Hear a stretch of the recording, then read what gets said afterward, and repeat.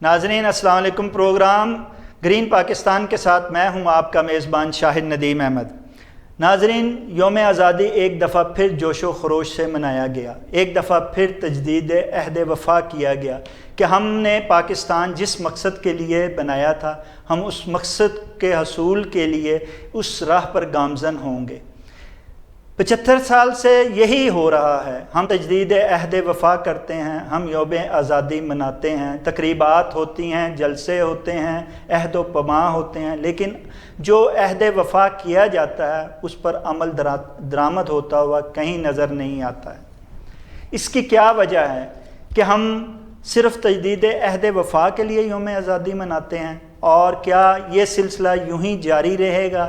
اس صورتحال پہ گفتگو کرنے کے لیے ہم نے معزز مہمان گرامی کو دعوت دی ہے۔ آپ کے جانے پہچانے ہیں، سینئر کالم نگار ہیں، تجزیہ کار ہیں اور ایڈیٹر روزنامہ جناب امجد اقبال صاحب۔ امجد صاحب، جیسے کہ ابھی بات ہو رہی تھی تجدید عہد وفا کی، ہم یوم آزادی بڑے جوش و خروش سے مناتے ہیں، ہم تجدید عہد وفا بھی کرتے ہیں کہ ہم نے لا الہ الا اللہ کے نام پہ جو ملک حاصل کیا تھا، لیکن ہم لا الہ الا اللہ کی بجائے اللہ کی رسی کو مضبوطی سے تھامنے کی بجائے جو ہے اغیار کی طرف دیکھتے ہیں۔ ہم نے جسمانی آزادی تو حاصل کر لی، لیکن ذہنی اور سیاسی آزادی جو ہے وہ ابھی تک حاصل نہیں کر پائے ہیں۔ کیا وجہ آپ سمجھتے ہیں کہ تجدید عہد وفا پر یہ حکمران یا ہم سب عمل کیوں نہیں کر پا رہے ہیں؟ بہت شکریہ ندیم شاہد صاحب، سوری میں پہلے بھی آپ کو نام شاہد ندیم مجھے بھی تھوڑی سی جو ہے تو بات یہ ہے کہ جب ہم تجدید عہد وفا کی بات کرتے ہیں نا، جب ہم آزادی کی بات کرتے ہیں، جب ہم دیکھتے ہیں کہ جب پیچھے کی طرف اپنا سفر ہم دیکھتے ہیں کہ جی کہ ہم نے کہاں سے شروع کیا تھا اور آج ہم کہاں پہ ہیں، یہ میری خوش فہمی کہہ لیں یا یہ کہہ لیں کہ تصویر کا وہ رخ ہے جس پر ہم بات کم کرتے ہیں۔ ہم نقائص جو ہیں ان کو زیادہ اجاگر کرتے ہیں، ہم خامیوں کو زیادہ اجاگر کرتے ہیں۔ ہم ان پر کرنی چاہیے بات، ہم اپنی خامیوں کے اوپر ان کی اصلاح کرنی چاہیے، لیکن اپنی خوبیوں کو نہیں پیچھے چھوڑ دینا چاہیے۔ دیکھیے، جب پاکستان بنا تھا اس وقت ہمارے پاس پیپر کو لگانے کے لیے پین نہیں تھی۔ آپ کو یاد ہے، یہ ایک تاریخی حوالہ ہے جس کا میں ذکر کر رہا ہوں۔ اس وقت کانٹے وہ جو ککر کے ہوتے ہیں وہ ڈھونڈ کے لائے جاتے تھے، وہ لگاتے تھے پیپروں کو۔ کیا آج ہم اس سٹیج پر ہیں؟ کیا آج ہمارے پاس کوئی جدید ترین ہمارے پاس چیزیں موجود نہیں ہیں؟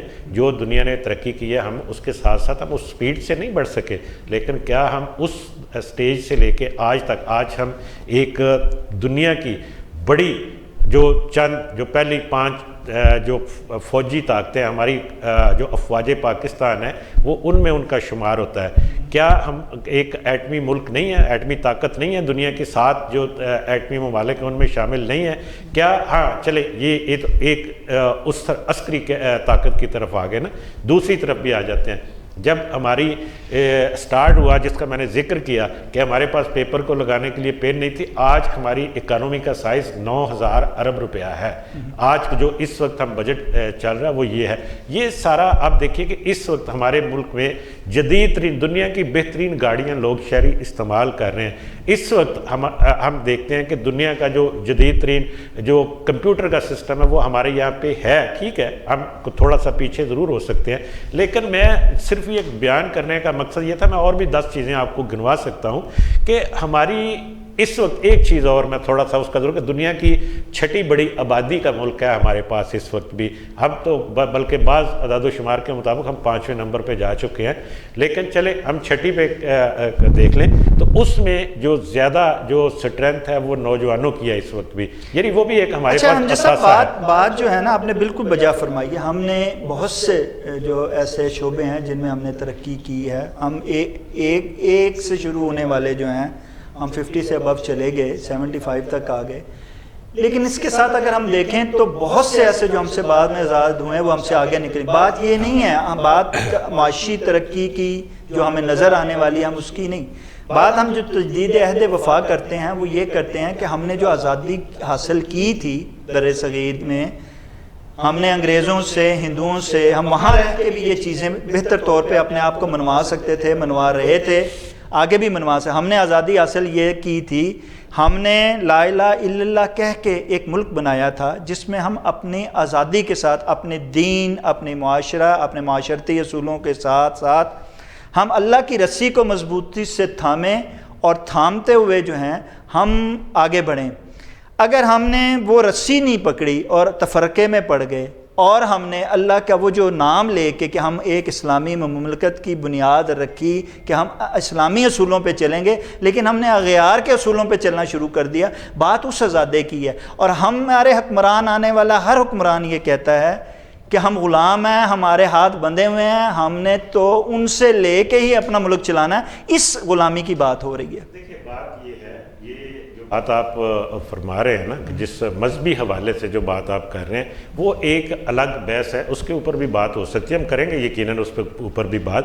کہ ہم جب تجدید عہد وفا کرتے ہیں نا تو ہم اس میں صرف مذہب کا حوالہ نہیں تھا، اس میں ہماری معاشرت کا حوالہ بھی تھا، اس میں ہماری معیشت کا حوالہ بھی تھا، اس میں ہماری خارجہ پالیسی کا حوالہ بھی تھا، اس میں ہمیں جو یہاں پہ قانون اور آئین دیا گیا یا بعد میں جب نے اس وقت ابتدائی طور پر اور قانون کے اوپر عمل درآمد کی بات کہی گئی تھی اس وقت، یہ تمام اس میں شامل تھے. ہم اس میں جب ہم تجدید عہد وفا کی بات کرتے ہیں، جب ہم اس کو یاد کرنے کی بات کرتے ہیں تو ہم صرف پاکستان کا مطلب کیا لا الہ الا اللہ کے اوپر بات کر کے اس کو وائنڈ اپ کرنے کی کوشش کرتے ہیں، جو کہ میری نظر میں، میری رائے میں یہ درست رویہ نہیں ہے. ہمیں سارے شعبوں کے اوپر بات کرنی چاہیے. ہاں ضرور ہے کہ ہماری کچھ اخلاقی اقدار ہیں، یہ ایک اسلامی ملک ہے، یہاں پہ یہ اسلام کی بنیاد پر بنا، یہاں پہ ان اقدار کو چھوڑا نہیں جا سکتا، نہ ہی چھوڑنا چاہیے. ہمیں وہ ہمیں کیا سبق دیتا ہے؟ ہمیں سچ بولنے کا سبق دیتا ہے، ہمیں